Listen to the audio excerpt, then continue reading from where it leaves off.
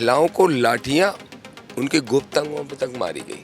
कहने में तक पीड़ा हो रही है और कष्ट हो रहा है कि और जो बच्चियां हैं, क्या बोलते हैं, नारा क्या देते हैं, बेटी पढ़ाओ बेटी बचाओ। किससे बचाएं? तुम्हारी पुलिस से? कपड़े फाड़ दिए बच्चियों के वहाँ पे। एक विषय मैं आपकी सभाओं को भी सुन रहा था, आपने अपनी जो सभाएं हैं उसमें एक विषय उठाया जो ओबीसी आरक्षण का मुद्दा है। उस मुद्दे को भी आपने कहा कि 27% जो ओबीसी का आरक्षण है उसको लेकर भी आप जो है, जो भी कानूनी बात हो सकती है या उसकी आप पक्षधर हैं। कोई भी टेक्निकली रुकावट नहीं है, ना कोर्ट की तरफ से ना कानूनी रूप से, सिर्फ सरकार की मंशा नहीं है देने की। भले ही मुख्यमंत्री जी ने कहा कि डंके की चोट पे दूंगा, लेकिन वो डंका तो बज नहीं पाया आज तक। टिकट कटने के बाद नरोत्तम जी से कोई बातचीत आपकी हुई है अभी तक? नहीं, नरोत्तम जी से मेरी कोई बातचीत नहीं हुई है। मैंने देखा था वो बयान, वो कह रहे थे हमारे 30 साल पुराने संबंध थे, अभी भी अच्छे हैं, हमेशा अच्छे रहेंगे। उनके लिए शुभकामनाएं, उनके जीवन के लिए, उनके राजनीतिक अगर कोई कैरियर उनका उनकी पार्टी बनाती है, क्योंकि और किसी पार्टी में तो वो जाएंगे नहीं, मैं जानता हूँ। और मैं ये भी जानता हूँ कि वो किसी और पार्टी में उनका भविष्य भी उतना अच्छा नहीं होगा। मैंने आपके सोशल मीडिया हैंडल को देखा, एक फ़ोटो पोस्ट हुई कि जो बीजेपी के प्रदेश अध्यक्ष थे हेमंत खंडेलवाल, कांग्रेस के प्रदेश अध्यक्ष जीतू पटवारी भोपाल से दतिया आ रहे थे, ट्रेन में एक सीट पर बैठे हुए थे। वो फ़ोटो खिंची और वायरल हो गई। मैंने देखा आपने उसमें लिखा कि दरअसल ये बीजेपी और कांग्रेस दोनों एक हैं, कार्यकर्ताओं को लड़ाते रहते हैं और देखिए एक साथ होके वो आ जाते हैं। ये आपको क्यों लगता है कि वो एक साथ ट्रेन में बैठ गए, साथ में आ गए तो फिर वो एक हैं? दरअसल पीछे अंदर की लड़ाई जो है वो नूरा कुश्ती, जिस शब्द का आपने इस्तेमाल किया, वो है। डबरा के नवग्रह मंदिर में 10,000 करोड़ की जमीन का घोटाला सीधा सीधा हुआ, उस पर मैं लड़ाई लड़ता हूं और बीजेपी वाला बनाता है और कांग्रेस वाले दर्शन करने जाते हैं, वो भी वहां बैठे दिखाई देते हैं। तो हमारी कैंपेनिंग की स्टार्ट हो गई है। बहुत सारे मुद्दे हैं इस चुनाव के जो चर्चा के लिए हैं दामोदर जी के साथ में, और हम एक एक करके उनसे जो है चर्चाएँ कर भी रहे हैं। उनके क्या असर हैं चुनाव में, मतदाताओं के बीच में उनके क्या असर हैं, ख़ासतौर से उनकी अपोजिशन की जो पार्टियाँ हैं उनको लेकर किस तरीके की जो स्ट्रेटजी है वो उनकी है। ये सारी बातें हम दामोदर जी से चर्चा करें। दामोदर जी, मैं एक विषय, इससे पहले जब हम आपसे बात कर रहे थे तो आपने एक विषय उठाया चंद्रशेखर जी का, जो पार्लियामेंट में रात भर बाबा साहब की जो प्रतिमा है उसके नीचे वो बैठे रहे छात्रों के हित के लिए। इस पूरी घटना को और दतिया में जो युवा हैं, जो मतदाता हैं, ख़ासतौर से वो मतदाता जी इस उपचुनाव में पहली बार वोट करेंगे, उनके बीच भी आप गए होंगे, उनसे भी राय ली होगी, कैसा उनका रुझान है? बहुत अच्छा रुझान है। असल में नौजवान जो है वो किसी पार्टी भक्ति में रहना पसंद नहीं करता। वो ये देखता है कि हमारे लिए कौन काम कर सकता है, हम सिर्फ उसी को अवसर देंगे। और आदरणीय चंद्रशेखर आज़ाद जी ने, आप रात भर कह रहे हैं, वो लगातार 3 रातें उनको हो गई हैं। और जिस दिन लाठी चार्ज हुआ उसी रात से जाके वो बाबा साहब के नीचे बैठ गए थे स्टेच्यू के सदन में। धूप, बरसात, पानी सब कुछ आया, लेकिन वो वहाँ से नहीं हटे। तो ये मैसेज है युवाओं में कि चंद्रशेखर आज़ाद इस देश के अंदर वो नेता हैं जो ये लड़ाई को लड़ेंगे। और मध्य प्रदेश में लोग हमको बड़ी उम्मीद से देख रहे हैं। दतिया के चुनाव से इसकी शुरुआत हुई है, तो नौजवानों में रोष है सरकार के प्रति, और मैं उम्मीद करता हूं कि ये रोष वोट में भी बदलेगा और सरकार को भी बदलने का काम करेगा। ये जो पूरा घटनाक्रम हुआ जंतर मंतर पे, कुछ छात्र थे, उनकी अपनी मांगें थी, एक पेपर जो लीक का विषय था वो था, उस विषय को लेकर उन्होंने कहा कि जो शिक्षा मंत्री है उनका इस्तीफा होना चाहिए। पहले सोनम वांगचुक उससे जुड़े, फिर एक पार्टी है कॉकरोच पार्टी, उसके कुछ लोग थे। बट धीरे धीरे हमने देखा कि ये एक बड़ा जो यूथ है, और उसमें सिर्फ युवकों की बात हो रही है, मैं देख रहा हूँ कि बहुत सारी युवतियाँ भी उसमें हैं, लड़कियाँ भी उसमें हैं, उस आंदोलन में। तो सिर्फ ये कहना कि ये किसी से प्रभावित है, क्योंकि लड़कों के बारे में आमतौर पर ऐसी राय रहती है, बट उसमें लड़कियाँ भी शामिल हैं। तो क्या आपको लगता है कि ये सिर्फ युवक युवती या स्टूडेंट्स का नहीं, जो पूरे देश का जो यूथ है उसका आंदोलन बन गया है ये? निश्चित रूप से ये यूथ का ही आंदोलन है और कोई किसी से प्रभावित नहीं है। ये नैरेटिव गवर्नमेंट के द्वारा सेट कराया जाता है कि जो मोदी सरकार के खिलाफ बोलेगा वो धर्म विरोधी या राष्ट्र विरोधी बता दिया जाता है, और ज़्यादा बोलेगा तो उसको देशद्रोही बताते हुए दूसरे देश का एजेंट बता दिया जाता है, विदेशों से फंडिंग बता दी जाती है। ये एक बहुत आसान तरीका है किसी भी विरोध करने वाले, आंदोलन करने वाले व्यक्ति की छवि को खराब करने का।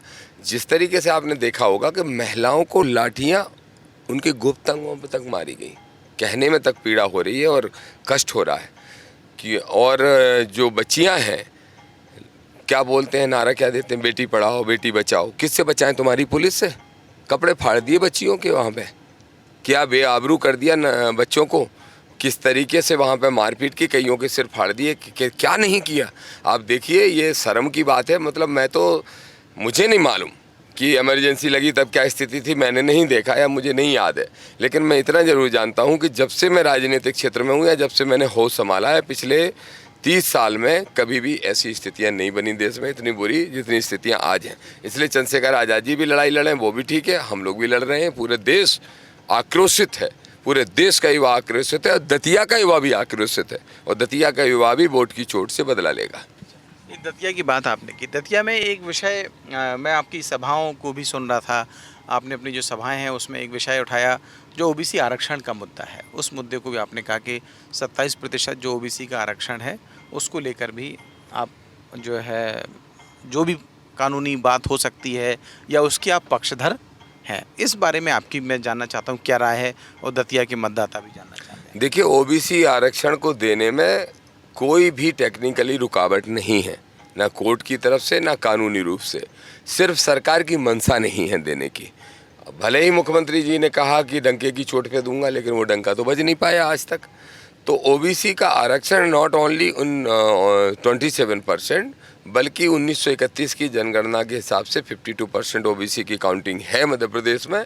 तो 52% ओबीसी को आप आरक्षण मिले, लेकिन फिलहाल जो 13% होल्ड अभ्यर्थी हैं उनका होल्ड हटना चाहिए। उसको लेके हमारे ओबीसी महासभा के साथियों ने परसों आंदोलन किया। मैं चुनाव की वजह से नहीं जा पाया, लेकिन मैंने तय कर लिया है कि दतिया का चुनाव निपटते ही, और मुझे एमएलए बनने का अवसर दतिया की जनता देती है तो मेरे लिए और आसान हो जाएगा, मैं पैदल यात्रा करूंगा दतिया से लेके भोपाल मुख्यमंत्री के निवास तक।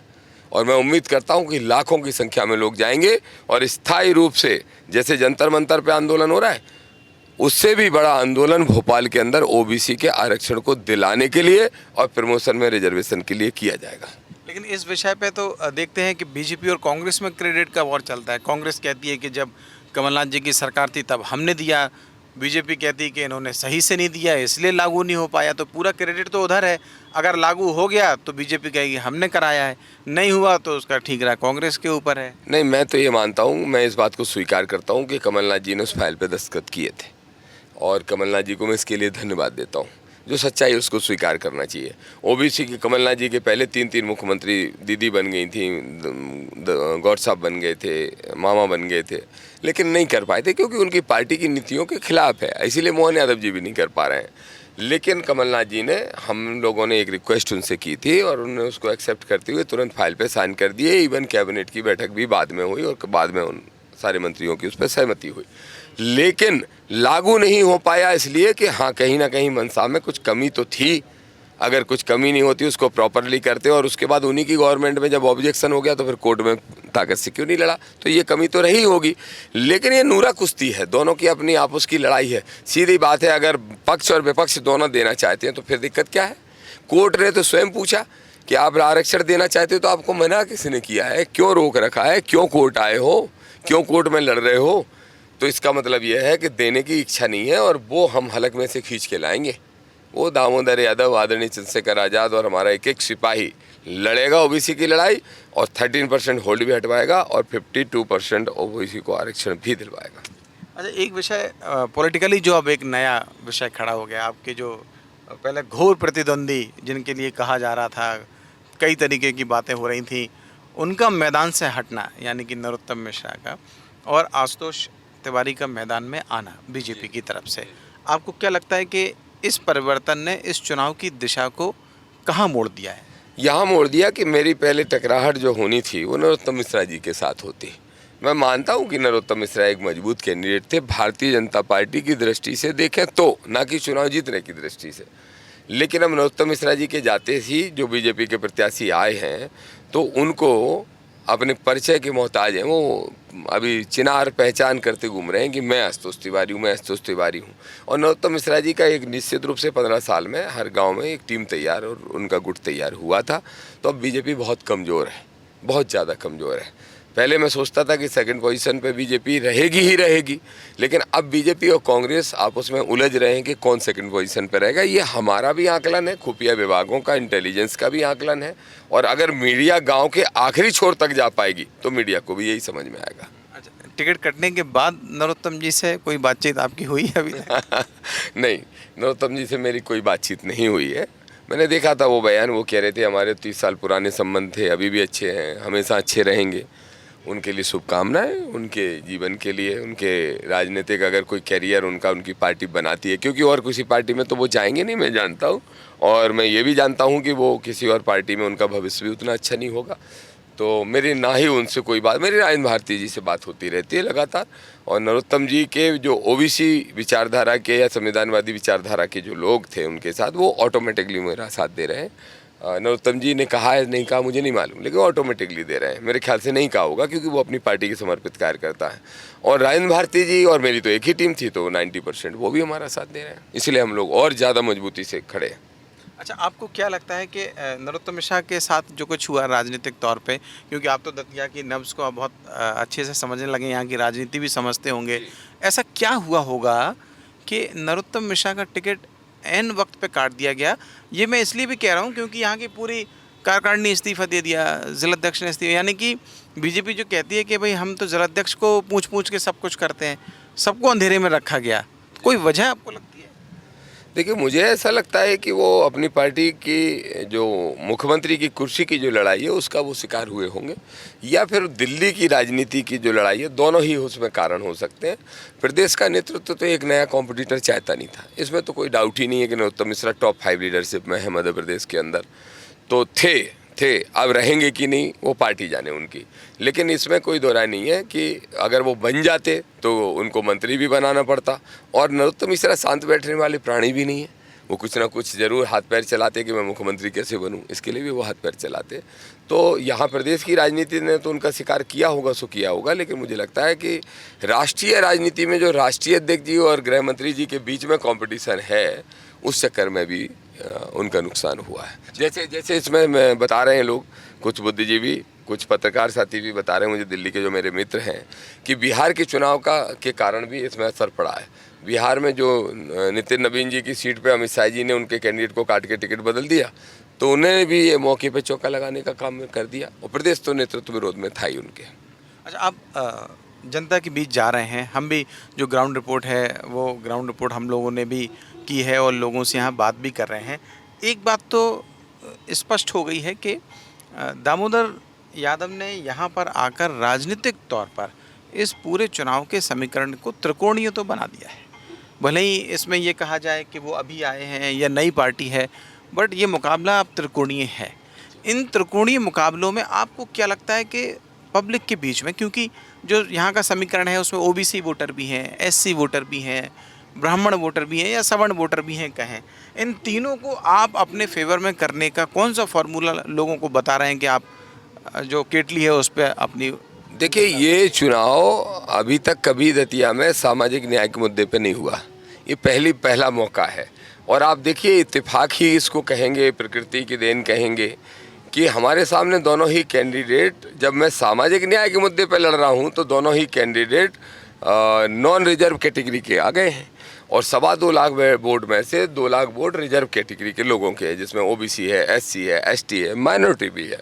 तो अब ऐसे में ये जो हमारा नारा है कि जिसकी जितनी संख्या भारी उसकी उतनी हिस्सेदारी, वो बहुत प्रबलता से प्रभाव दिख रहा है। उसके साथ साथ मान्यवर कांसीराम साहब, हमारे जो आदर्श नेता हैं, वो कहते थे कि भारतीय जनता पार्टी और कांग्रेस एक सांपनाथ है तो नागनाथ है, और इनको जब भी कुछ देने का अवसर मिलता है तो ये पिछड़ों और दलितों को कभी नहीं देते। तो वो बात भी सिद्ध हो गई है। ये दोनों बातें लोगों के दिमाग में घर कर रही हैं। इसके साथ साथ यही मुद्दा है जो अब चंद्रशेखर आज़ाद जी युवाओं के मुद्दे पर दिल्ली में लड़ रहे हैं और वहाँ लाठियाँ चलाई जा रही हैं, तो सरकार से युवाओं की नाराज़गी। उसके साथ साथ एक और इम्पोर्टेंट चीज़ ये भी है मेरे भाई, कि इस दतिया के अंदर 18 साल में एक फैक्ट्री, एक रोज़गार की व्यवस्था नहीं हुई, 18 लोगों को रोज़गार नहीं मिला। तो जब मैं ये पूछ रहा हूँ नौजवानों से कि तुम 4-4 डिग्रियां करके और 5,000 रुपये ठेले पे कमा रहे हो, क्या इसको सोच के तुमने प्लान किया था या तैयारियां की थी? तो उन सब में आक्रोश है। तो इन सारी चीज़ों के कारण, और रही बात नई पार्टी की, तो पार्टियां तो नई नई आती ही हैं शुरू में, लेकिन जब उनको जगह मिलती है तो फिर वो अपना स्थान बनाती है, और वो जगह इस बार दतिया में मिल रही है। और दतिया का चुनाव सिर्फ दतिया के लिए नहीं है, 2028 में मध्य प्रदेश की राजनीतिक दिशा तय करेगा। कांग्रेस की जो बौखलाहट है खासतौर पे जीतू पटवारी वगैरह की, वो इसीलिए है क्योंकि वो जानते हैं कि ये दामोदर यादव सिर्फ दतिया तक सीमित नहीं रहेगा, अब ये पूरे प्रदेश में घूमेगा और पूरे प्रदेश में घूम के नई ताकत को खड़ी करेगा। मैंने आपके सोशल मीडिया हैंडल को देखा, एक फ़ोटो पोस्ट हुई कि जो बीजेपी के प्रदेश अध्यक्ष थे हेमंत खंडेलवाल, कांग्रेस के प्रदेश अध्यक्ष जीतू पटवारी भोपाल से दतिया आ रहे थे, ट्रेन में एक सीट पर बैठे हुए थे। वो फ़ोटो खिंची और वायरल हो गई। मैंने देखा आपने उसमें लिखा कि दरअसल ये बीजेपी और कांग्रेस दोनों एक हैं, कार्यकर्ताओं को लड़ाते रहते हैं और देखिए एक साथ होके वो आ जाते हैं। ये आपको क्यों लगता है कि वो एक साथ ट्रेन में बैठ गए, साथ में आ गए, तो फिर वो एक हैं दरअसल?